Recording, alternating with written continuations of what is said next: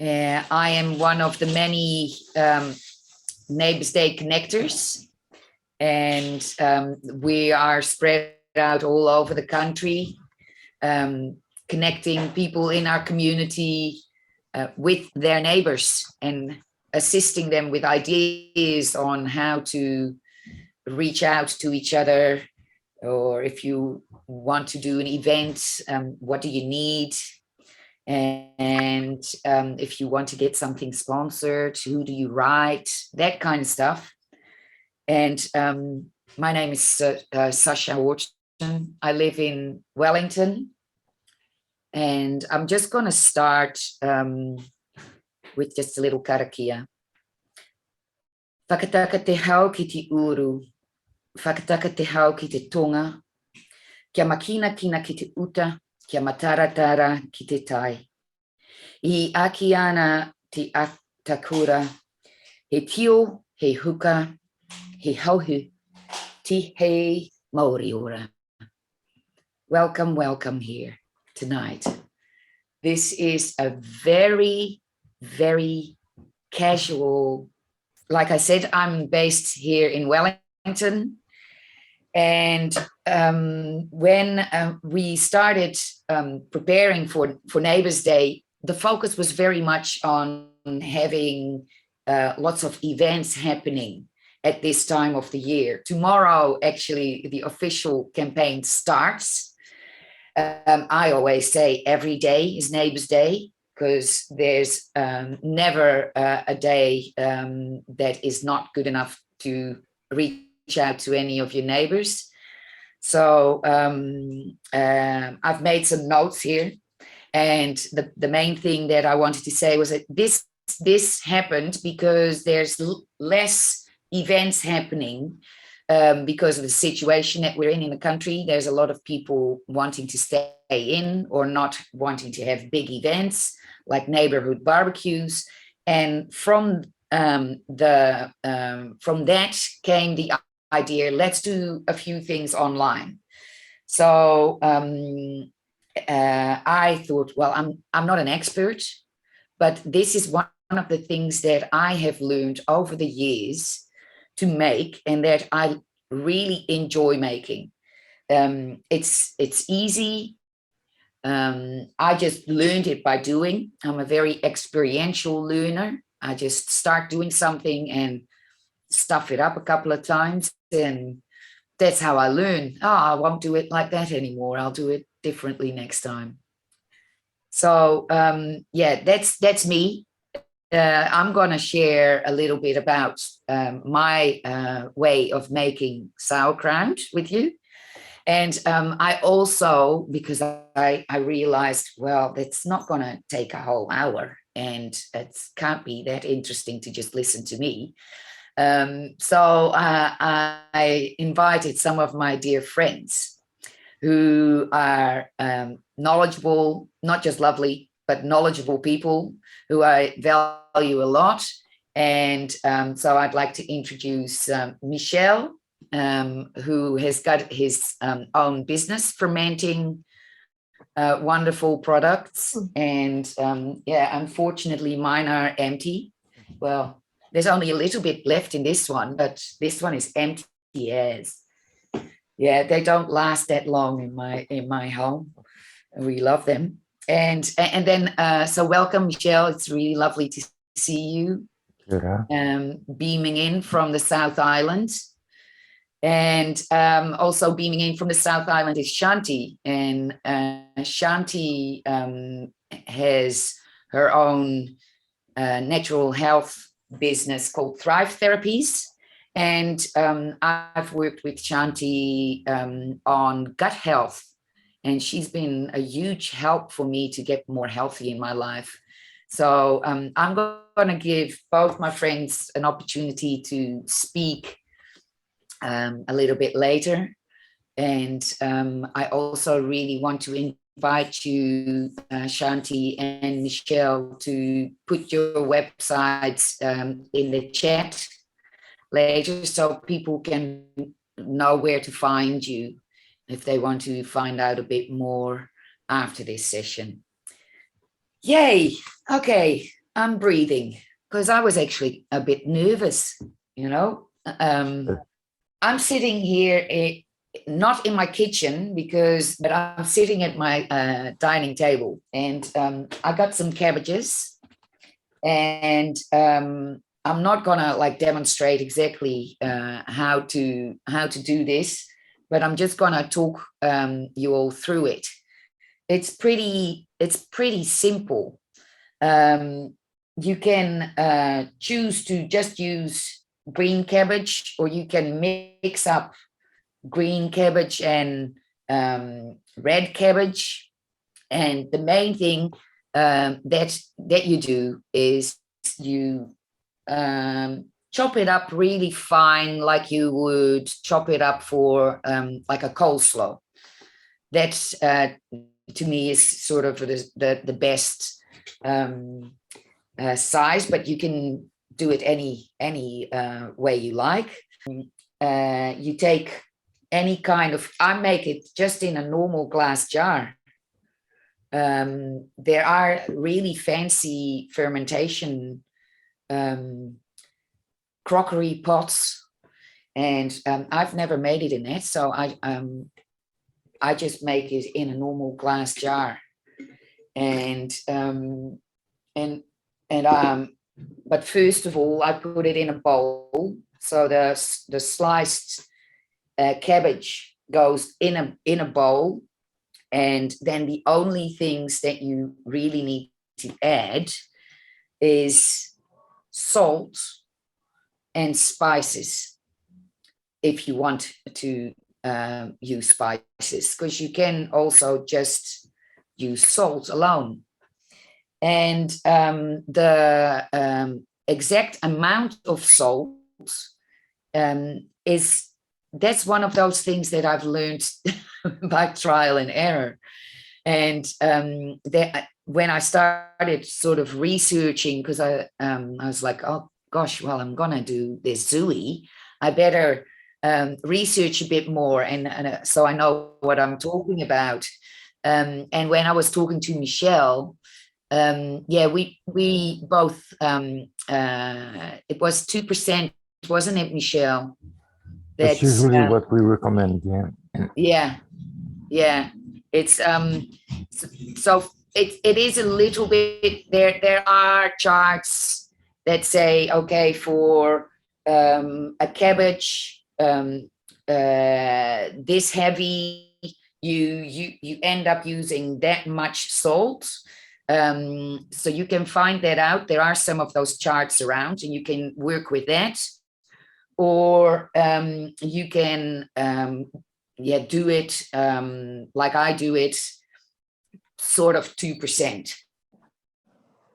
Couple of good tablespoons worth. And the salt is really what is going to do the work in the fermentation process. I use some spices. My sort of go-to are cumin seeds. I really enjoy that in my sauerkraut. I sometimes put some star anise in, and it's in the bowl all together. And it basically, you get your hands in and you massage the cabbage until it gets until it releases the liquid, and you just keep massaging the cabbage until it gets more juicy and more juicy, until it's basically sitting in the juice. And then you stuff it in a jar. You keep pushing it in the jar so everything is submerged in liquid. And then all I do is, and this is actually something that I've been doing differently. Michel, I was going to ask you to maybe speak to that a little bit later, because I've used a cloth over the top and then put it away in I often use a little cardboard box, and I put my jars in there, and then I put like a tea towel over it to keep it dark, and I put it away, and I leave it in the pantry to do its thing. So these jars I started making on Monday, and all that I added was turmeric, salt, and some cumin seeds. And you put a weight on the top so it stays submerged by the juice. And for the weight, I usually use just natural stones. I put some stones in the jar, and that way the cabbage stays under the juice. And then I just let it sit in the cupboard. And at some point I start tasting it. How does that sound, Michel? And you never broke a glass, never broken a glass?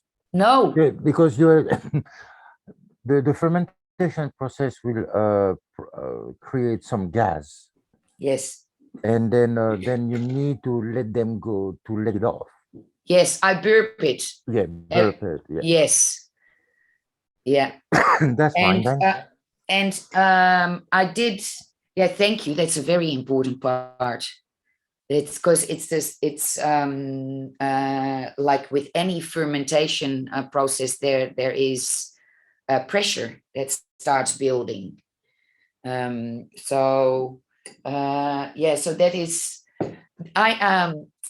I hope that sort of makes sense to the gist of the whole process and how easy it is.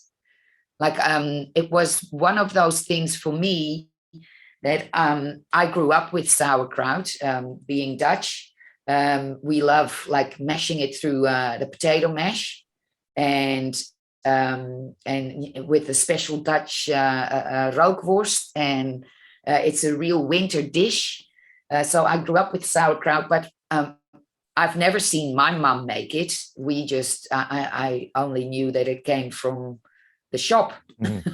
So for me, it was, and I always thought it was really complicated. Like you need to have a special thing, and you need to, and it takes time. And so I had this barrier.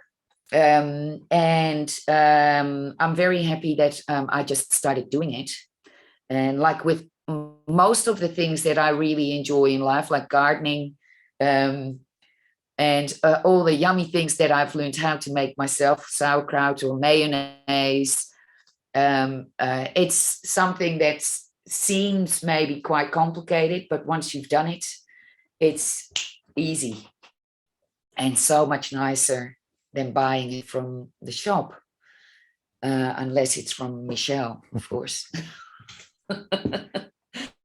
But yeah, I've got some fresh turmeric here that I sometimes use, but I also can use the powdered version. What else can I talk about? Are there any questions at the moment? Because I can't see the chat here, but if you've got any questions, we are intending to do a little bit of a Q&A later on, once you've also listened to Michel and Shanti. And so if you've got any questions, feel free to put it in the chat. And then we can just deal with those questions later on. It needs to be covered. That's the main thing. The cabbage needs to be covered by the juice released by the cabbage. You don't need to add water. Just wait a little bit. The salt will extract the juice, which is, by the way, a very high probiotic once it's finished. And yeah, if you have the lid on the jar, make sure you burp it, to release that pressure. And then when there is no more gas coming on, you then just can seal it and keep it in a cool, dark place, and it will keep for a few months.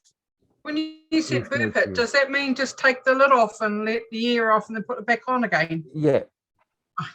Yeah. Otherwise, you use a little. Yes, I don't know how exactly, you. just like that.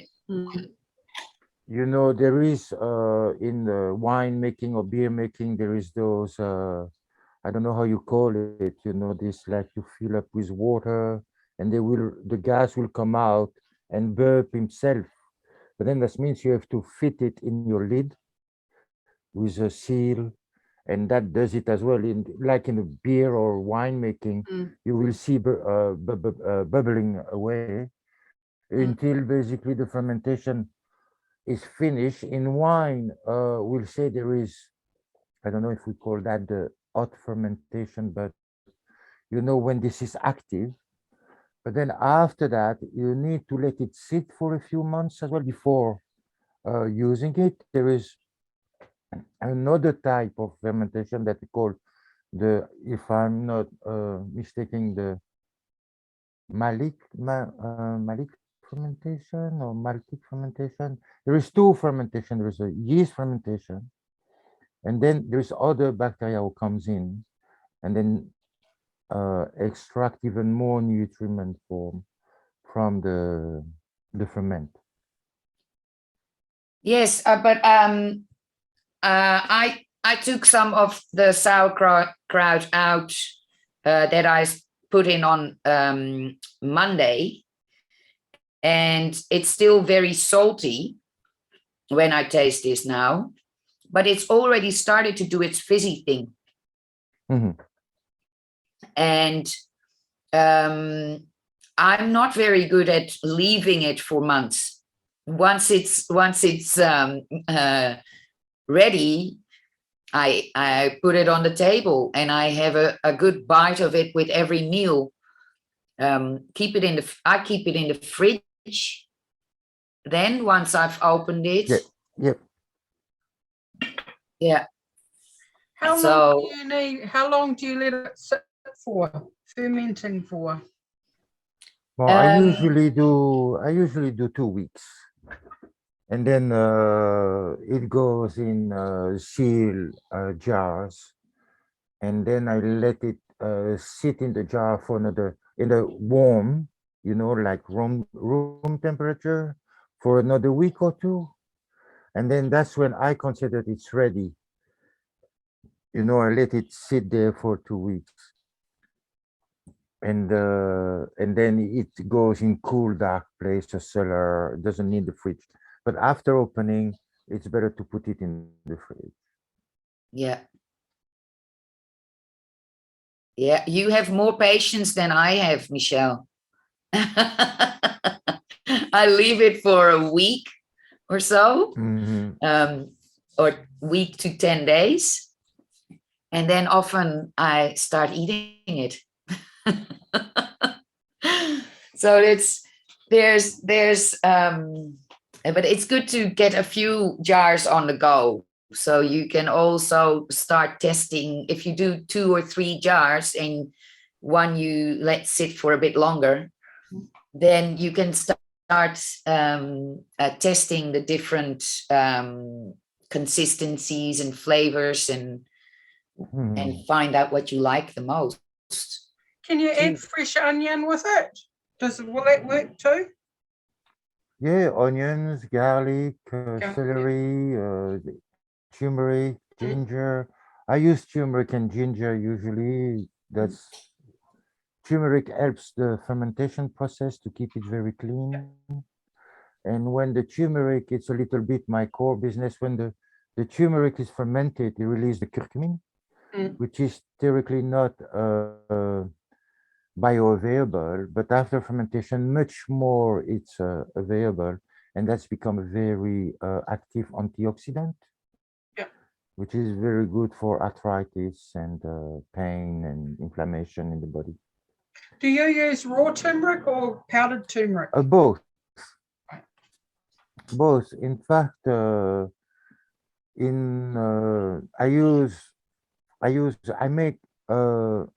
ferment turmeric Oh. before I introduce it in salt, and I use that salt to make my sauerkraut.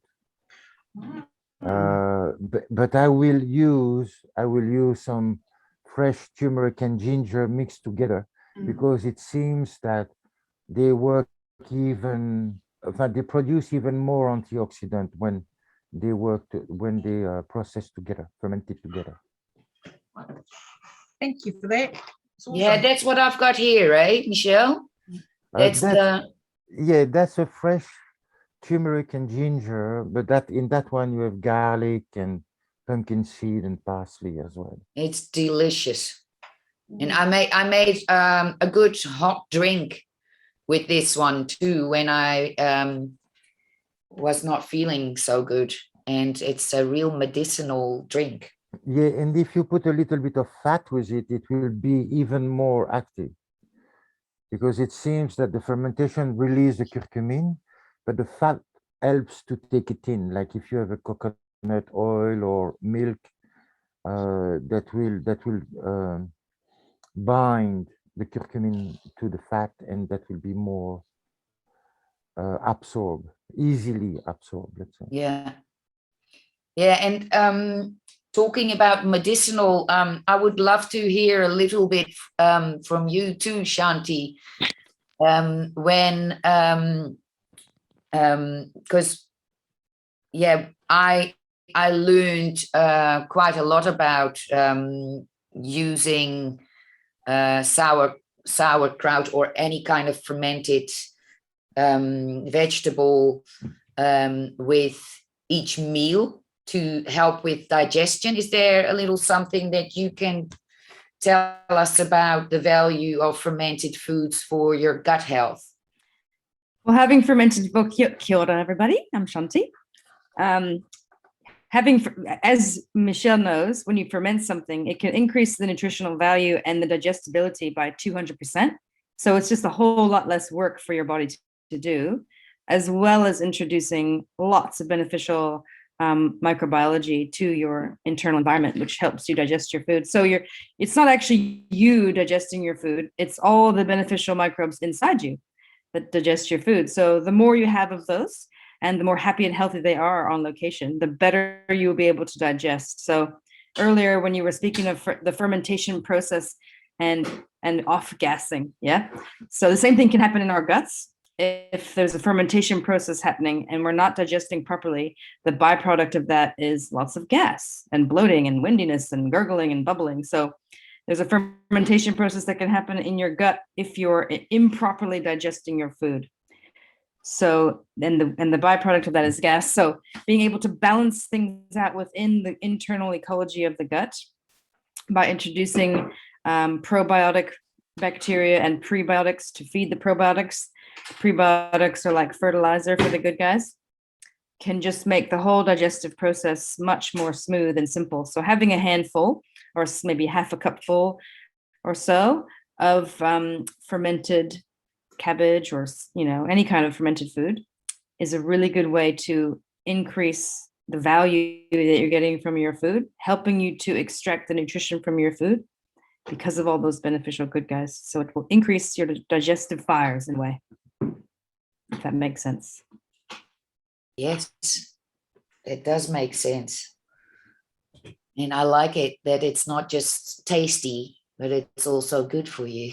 And you can make, like you said, with your sauerkraut with just adding salt, but I actually inoculate mine with some probiotics when I make mine. I haven't done it for a wee while. I've been savoring my last jar in the fridge for months now, waiting. And do you mean like with probiotics as in the capsules of the probiotics? Yeah, I just open up one into this, we usually make a huge big vat. I just get a bunch of friends over, and having a fermented veggie making party with your neighbors is actually really, really fun. Yeah. If you have a few neighbors you want to invite over, I love it. It's fun. We listen to music.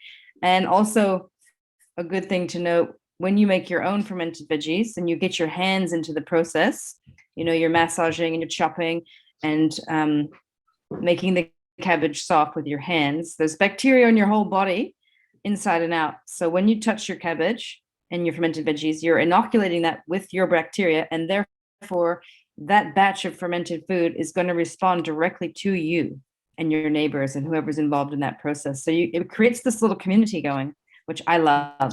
I just think it's like growing your own food, getting your hands in your own dirt. You know, the bacteria are talking to each other all the time.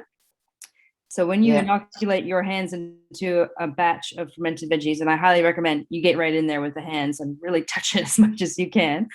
Obviously wash them first, but you're still going to have different bacteria on the outside of your body. So the food, the veggies in your garden will grow to respond directly to that bacteria. So I think that's fascinating.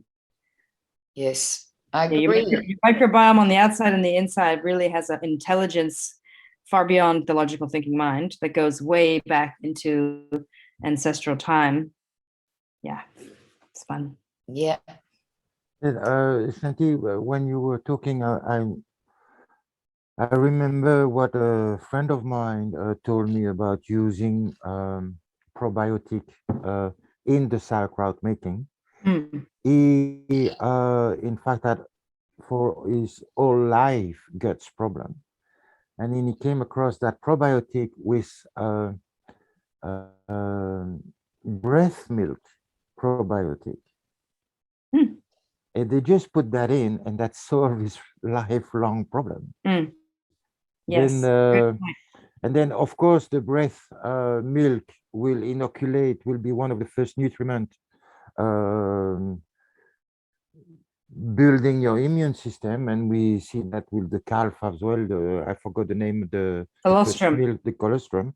Very, very important. And if you don't have that, or for that matter, you were talking about the hands, you know, the natural birth will inoculate the baby with good bacteria as well. And cesarean baby won't have that consortium of bacteria on them. Then they can't grow them. They deplete it. And I think that's personally one of the problem of this civilization. We've been too clean. We don't eat organic vegetables. It's that as a kid, I will eat a carrot straight off the garden. You know, you just brush it a bit, you'll eat it. And of course, the soil-borne bacteria will inoculate your gut bacteria as well, and then make this consortium. And that's, if I have one thing to say about that, is that you know, I started fermentation. My interest in fermentation came from fertilizer making, working with efficient microorganisms, EM. I don't know if you have heard about efficient microorganisms, bokashi, and there is a very interesting book called The Earth Saving Revolution by Thilo Iga, who rediscovered that technique that has been used in Japan and in South America as well. Is basically fermenting the fertilizer, the compost. Is a good compost, in fact, is fermented, like a biodynamic compost will be fermented, and not decomposing, you know. All that to say that what I wanted to say is that the more different type of bacteria we have access to, the better our digestive system works. It's not one bacteria. I was talking about the breast milk bacteria, but of course that's not one. There might be a few thousand just in that extract of breast milk. But that's exactly the same in the soil.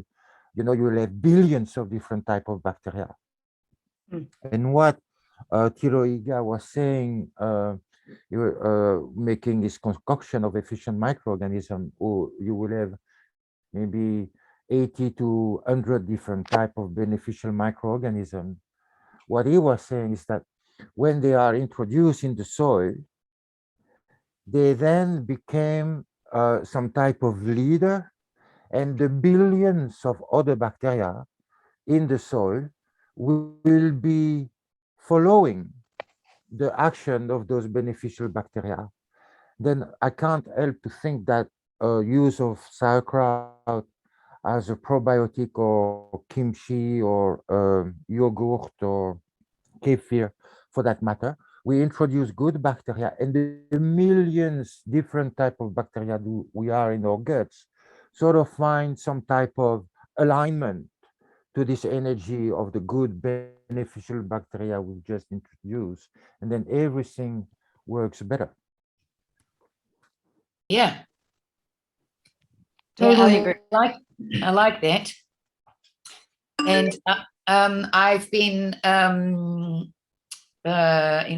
because I've been having some experiences when I first started making fermented veggies that I thought, oh gosh, I think it's off.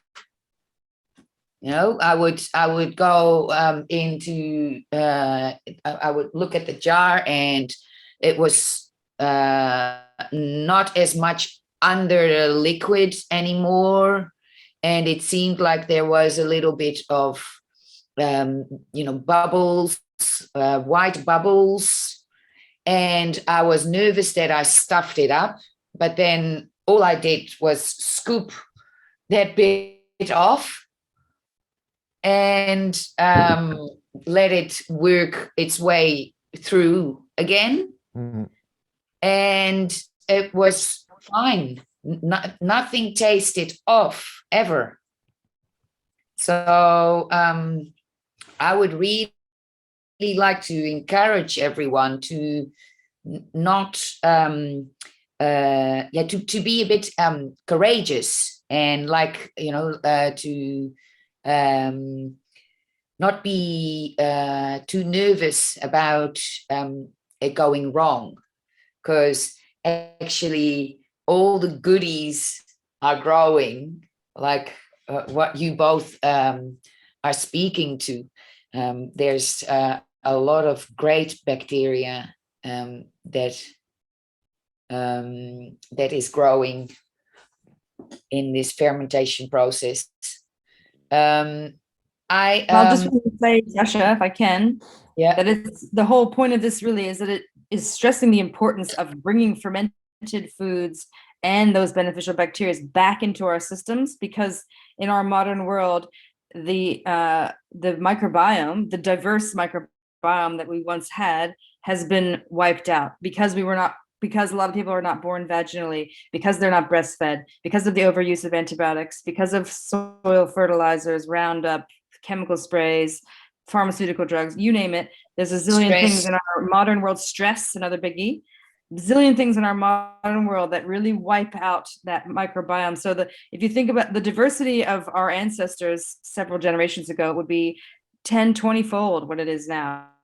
So unfortunately, our internal environments have changed into more of this monoculture, like a pine tree plantation, versus a diverse rainforest, for example. So the idea with the fermented foods, whether you make them your own or you buy them from Michel or wherever, is that we're trying to create that diversity again and bring all those good guys in again. And that has huge beneficial effects, not only on your digestion, but your mental health, your energy, your emotion, your weight, everything. Yeah. So, yeah, that's what I want to say about that.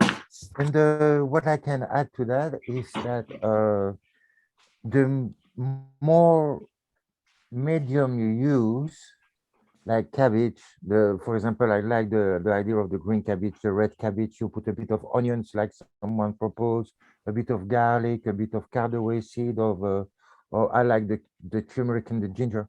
All that themselves, especially if they're organic, will carry a lot of different bacteria.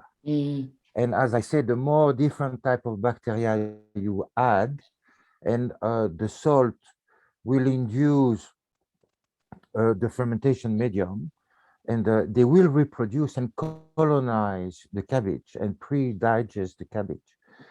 But yeah, basically, salt and cabbage is fine, but the more thing you can add to that medium, the more chance you have to bring different type of bacteria and grow them in your sauerkraut.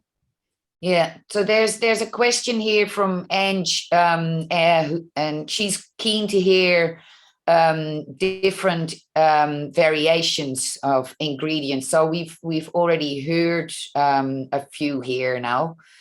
Is there anyone who already has some experience with different kinds of variations on the recipes? Like I know what I've also done is not exactly make a kimchi, but make like a kimchi like sauerkraut.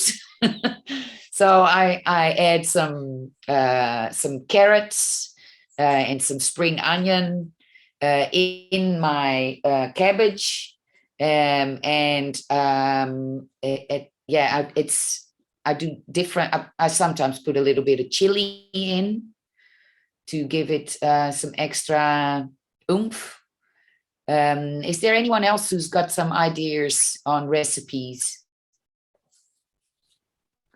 Basically, we've already sort of talked about that. That's like you can add basically whatever you want in there. Yeah. If it's fresh, organic vegetables, you put it in.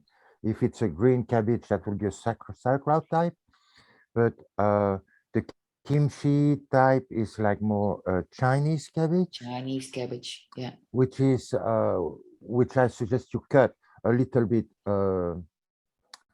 bigger, yeah. You know, like this type of size instead of that type of size, you know, and then that's where the Korean will put a lot of chili and other coriander and turmeric, fish ginger. sauce.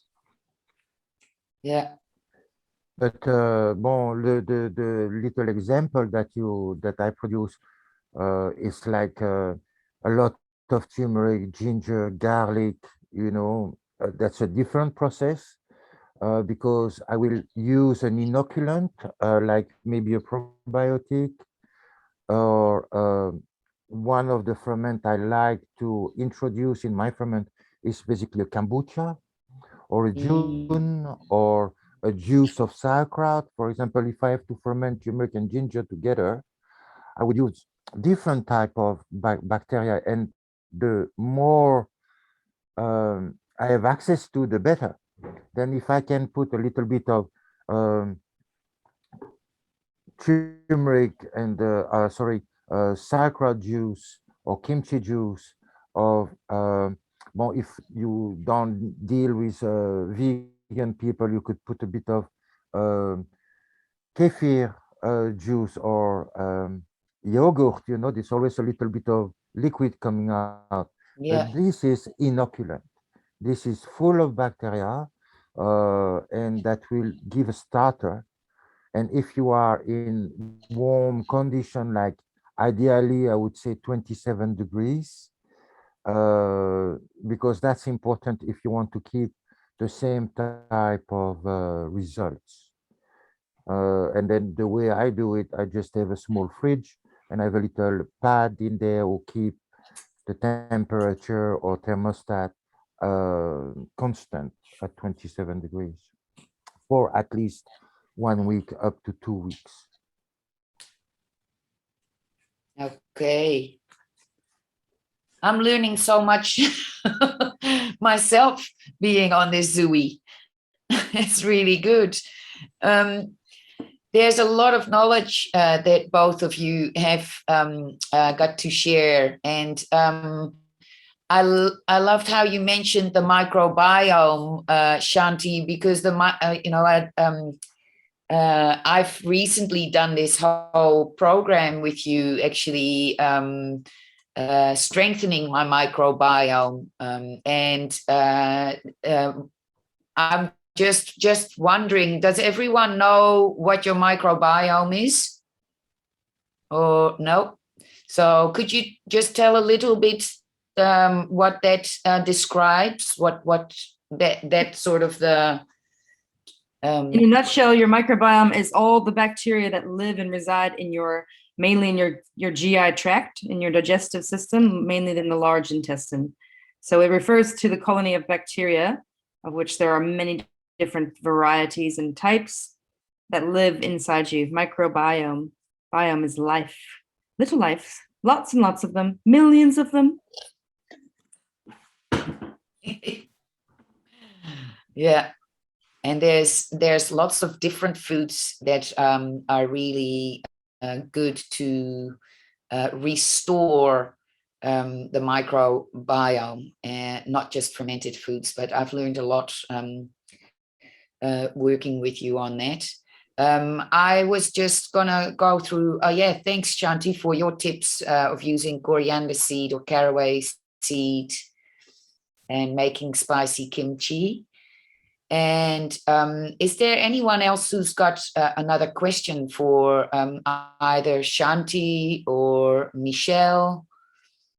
I can see. I will say too, if you haven't had oh, fermented foods often, and you're just beginning on eating fermented foods with every meal, it's highly likely that you will experience quite a bit of gas in that process while the good guys are battling the bad guys. So you're introducing a whole bunch of good guys into your system, some probiotics, and there's probably some bad guys in your body, and good guys and bad guys are battling it out, and gas is usually the byproduct of that. So that might go on for a little while while you introduce that. If just temporary, maybe a week, maybe a couple of days, don't know, everyone's different.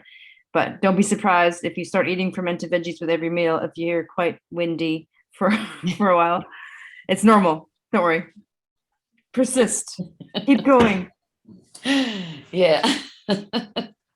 Warn your neighbors. Yeah. For your family. I'm just going through my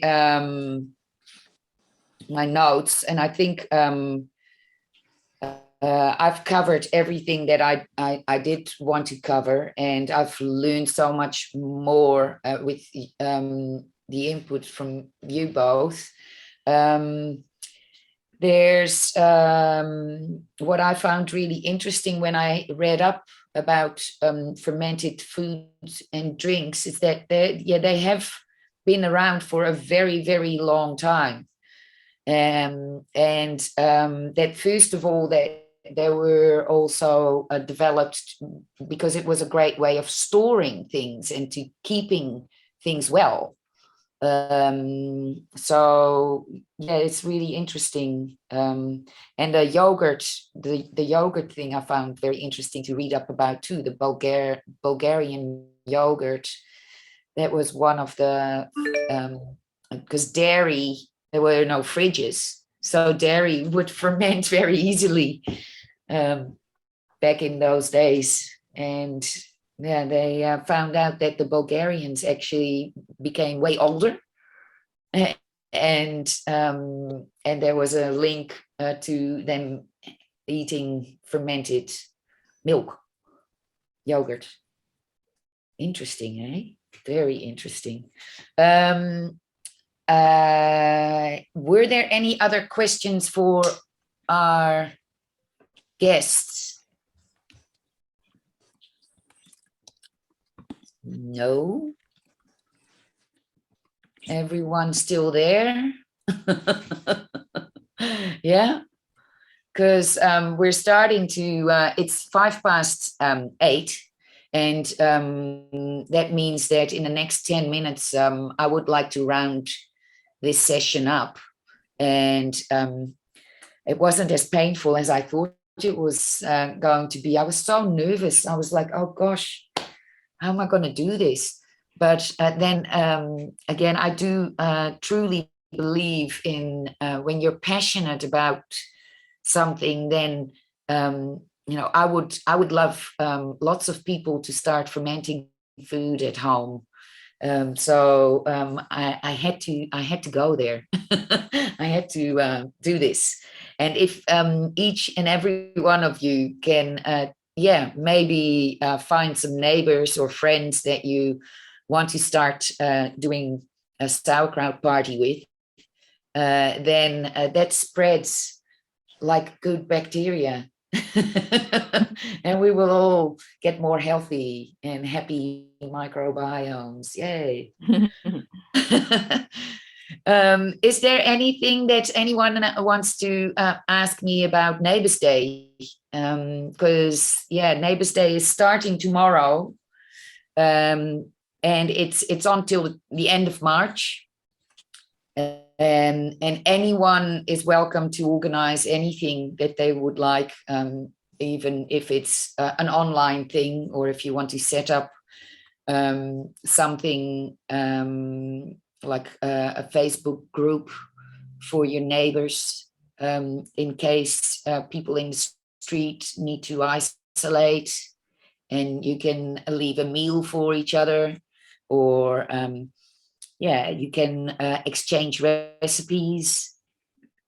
We have a very resourceful website that you can go to, and it's neighborsday.org.nz. Am I saying that right? Yes, that's right, eh, Del? Yeah. Yeah, it is. I'll put the link in the chat. Yeah, that would be great. And yeah, and Shanti, for you too, if you could put a link to Thrive Therapies, and Michel, if you could put a link to Dhondt and Sons in the chat, then I'm sure that any one of you here tonight is more than welcome to drop a message to my lovely friends here. And I think that's about it from us. I would love to see everyone's faces. If the people who have turned their videos off, would you be so kind to maybe turn it on for the last? Hey, Ange. Ange is another Neighbors Day connector. So very cool, in a hut valley. And if you want to be a Neighbors Day connector next year, then make sure you send us a message on to the Neighbors Day Facebook page, or to the email address that you will find online. There's lots of resources on the website, like postcards and recipe cards and ideas on how you can get together with your neighbors. I would love, thank you for tuning your videos on. It's lovely to see your faces. Really good. And are you all feeling a little bit more confident about maybe making your own first batch of sauerkraut? Yes? Great.